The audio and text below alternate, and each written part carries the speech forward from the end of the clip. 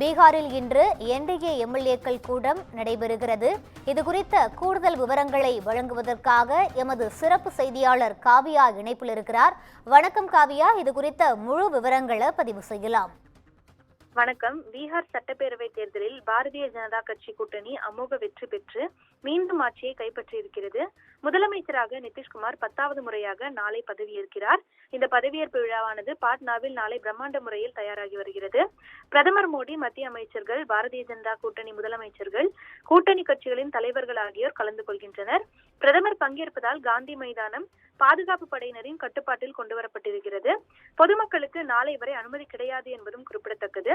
தொடர்ந்து முதலமைச்சர் பதவியை முன்னதாக நேற்று நிதிஷ்குமார் ராஜினாமா செய்திருந்தார். அதாவது புதிய ஆட்சி அமைக்கும் வகையில் ஆளுநர் முகமது ஆரிஃப் கானை சந்தித்து அவர் தனது பதவியை ராஜினாமா செய்தது குறிப்பிடத்தக்கது. அமைச்சர் பதவியை கைப்பற்ற பாரதிய ஜனதா கூட்டணி கட்சிகள் தீவிரமாக ஆதரவு திரட்டி வருகின்றன. பாரதிய ஜனதாவுக்கு 16 அமைச்சர் பதவிகளும், ஐக்கிய ஜனதா தளத்துக்கு 14 அமைச்சர் பதவிகளும், லோக் ஜனசக்தி கட்சிக்கு 3 மற்றும் பிற கட்சிகளுக்கு தலா 1 என அமைச்சர் பதவிகள் பகிர்ந்தளிக்கப்படலாம்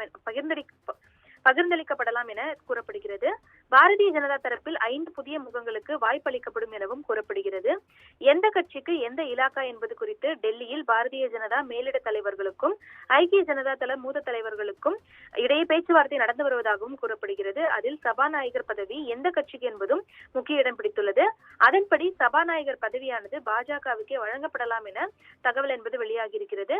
பதவிக்காலம் முடிவடைந்த சட்டப்பேரவையில் பாரதிய ஜனதாவை சேர்ந்த நந்தகிஷோர் யாதவ் சபாநாயகராகவும், ஐக்கிய ஜனதா தளத்தைச் சேர்ந்த நரேந்திர நாராயணன் யாதவ் துணை சபாநாயகராகவும் இருந்தனர் என்பது குறிப்பிடத்தக்கது. ஆனால் தற்போது இரு கட்சிகளுமே சபாநாயகர் பதவியை எதிர்பார்க்கின்றன. பாரதிய ஜனதா தரப்பில் பிரேம்குமார் பெயரும், ஐக்கிய ஜனதா தளம் தரப்பில் விஜய் சௌத்ரி பெயரும் பரிசீலிக்கப்பட்டு வந்திருந்தன. இந்த பிரச்சனையில் இழுபறி நீடித்து வருவதால் கருத்தொற்றுமை ஏற்படுத்த தொடர்ந்து முயற்சிகள் மேற்கொள்ளப்பட்டு வந்தது. இந்த நிலையில்தான் தொடர்ந்து சபாநாயகர் பதவிக்கு பாரதிய ஜனதா கட்சியை அளிக்கலாம் என முடிவெடுத்திருப்பதாகவும் கூறப்படுகிறது. பாட்னாவில் உள்ள காந்தி மைதானத்தில் பிரதமர் மோடி, மத்திய அமைச்சர்கள் பங்கேற்புடன் முதலமைச்சர் பதவியேற்பு விழாவானது நாளை பிரம்மாண்டமாக தயாராகி வருகிறது. தொடர்ந்து பீகாரில் இன்று என்டிஏ எம்எல்ஏக்கள் கூட்டமானது நடத்த திட்டமிடப்பட்டிருக்கிறது. சட்டப்பேரவை குழு தலைவராக பாஜக உறுப்பினரையே தேர்வு செய்ய திட்டம் எனவும் கூறப்படுகிறது. தொடர்ந்து இதற்கு முன்னதாக பாஜக எம்எல்ஏக்கள் கூட்டமும் தனியாக நடைபெற உள்ளது குறிப்பிடத்தக்கது.